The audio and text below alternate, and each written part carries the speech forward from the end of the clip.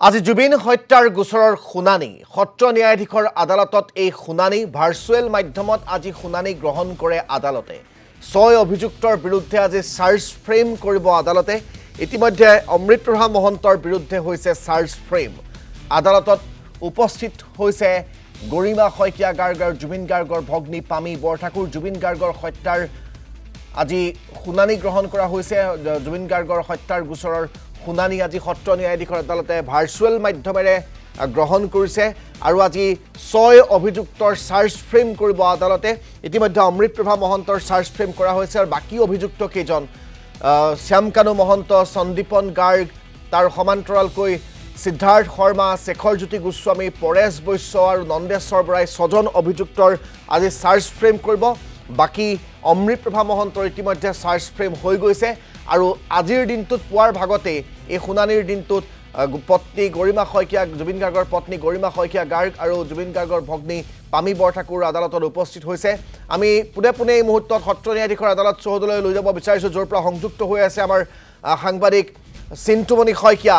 চিন্তু আজি জুবিন গাৰ্গৰ হত্যাৰ গোচৰৰ শুনানি যেহেতু গ্ৰহণ কৰা হ'ব আৰু আজি আদালতে চাৰ্জ ফ্ৰেম কৰিব 6 অভিযুক্তৰ গোটেই বিষয়টো সন্দৰ্ভত যিখিনি আপডেট সেইখিনি মই জানিব বিচাৰিম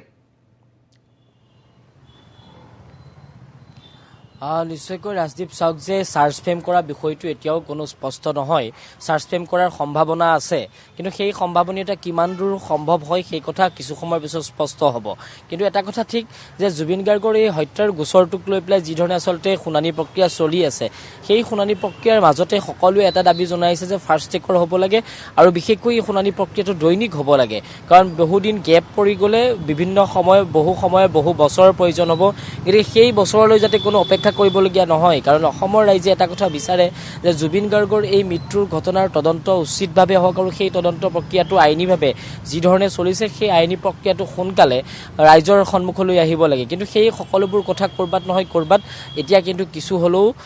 দেৰি হৈছে গতিকে সেই কথাবোৰ চলি থকাৰ মাজতে আজি যিহেতু সপ্তমটো শুনানি গ্ৰহণ কৰিব আৰু এই সপ্তমটো শুনানিৰ গ্ৰহণ প্ৰক্ৰিয়া ইতিমধ্যে আৰম্ভ হৈছে সেই প্ৰক্ৰিয়া আদালতৰ ভিতৰচোৱাত চলি আছে জুবিন গাৰ্গৰ পত্নী গৰিমা গাৰ্গ শইকীয়া আৰু ঠিক সমানকৈ ভগ্নী পামি বৰঠাকুৰ আহি উপস্থিত হৈছে আৰু তেওঁলোক ওলাই অহাৰ পিছত আমি গম পাম যে প্ৰকৃতাৰ্থত কেনেধৰণে কি হ'ল আজি শুনানিত সেই সকলোবোৰ কথা স্পষ্ট হ'ব কিন্তু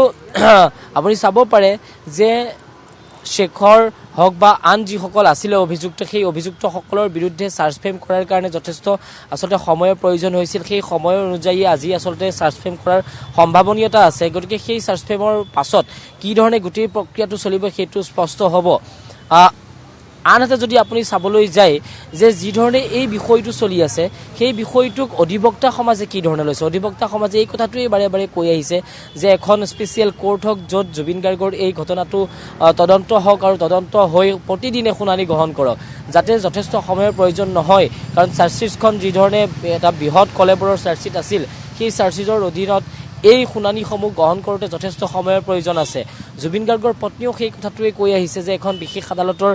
গঠন কৰা হওক য'ত কেৱল এই গোচৰটো চলিব আৰু এই গোচৰটোৰ শুনানি প্ৰতিদিনে হ'ব কিন্তু আজি আপুনি সপ্তমটো শুনানি গ্ৰহণ কৰা হৈছে আজি অতদিনৰ পিছত গতিকে এই সপ্তমটো শুনানিৰ অন্তত কি ধৰণে আচলতে সেই শুনানি গ্ৰহণ কৰিব সেই শুনানিত কি থাকিব আৰু যিহেতু ভাৰ্চুৱেলি হ'ব এই শুনানি প্ৰক্ৰিয়া কাৰণ আপুনি গম পায় যে বিগত দিনসমূহত কি ধৰণৰ এটা পৰিস্থিতিৰ সৃষ্টি হৈছিল গতিকে প্ৰতিটো শুনানি এতিয়া বিগত সময়ছোৱাত যিখিনি শুনানি হৈছে সেই শুনানিসমূহ ভাৰ্চুৱেলি হৈ আছে এই ভাৰ্চুৱেলি হোৱা শুনানিসমূহত আমি বাৰে বাৰে সেই কথাসমূহ দেখুৱাইছোঁ বা জুবিন গাৰ্গৰ পত্নীয়েও সেই কথাসমূহ কৈ আহিছে যে যিসকল অভিযুক্ত তেওঁলোকৰ কোনো ধৰণৰ অনুশোচনা নাই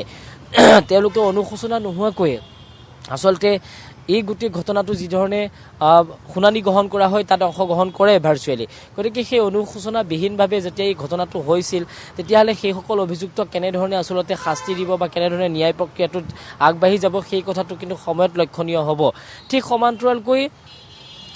জুবিন গাৰ্গৰ যিজন মেনেজাৰ আছিলে সিদ্ধাৰ্থ শৰ্মাৰ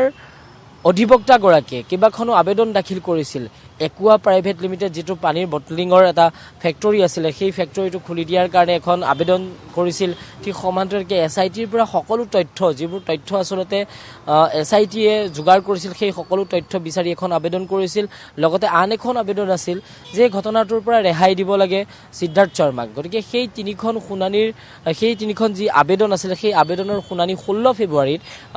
ন্যায়ালয়ে গ্ৰহণ কৰিব তাৰ পিছত পিছতহে আচলতে স্পষ্ট হ'ব যে এই কথাবোৰ ক'ৰ পৰা ক'লৈ গৈছে বা এই কথাবোৰে কেনেধৰণে এটা ৰূপ লয়। ইতিমধ্যে অমৃত প্ৰভাৰ হৈ যিধৰণে আচলতে জামিন আবেদন দাখিল কৰিছিল, কিন্তু সেই জামিন আবেদন আদালতে নাকচ কৰিছিল। গতিকে আৰু কোনোবাই জামিন আবেদন আজিৰ তাৰিখত দাখিল কৰিব নেকি, সেইটো লক্ষণীয় হ'ব। কিছু সময়ৰ পিছত সেইসমূহ কথাও স্পষ্ট হ'ব। নিশ্চয়কৈ আপোনাক ধন্যবাদ জ্ঞাপন কৰিছোঁ সবিশেষ জনোৱাৰ বাবে চিন্তুমণি শইকীয়া।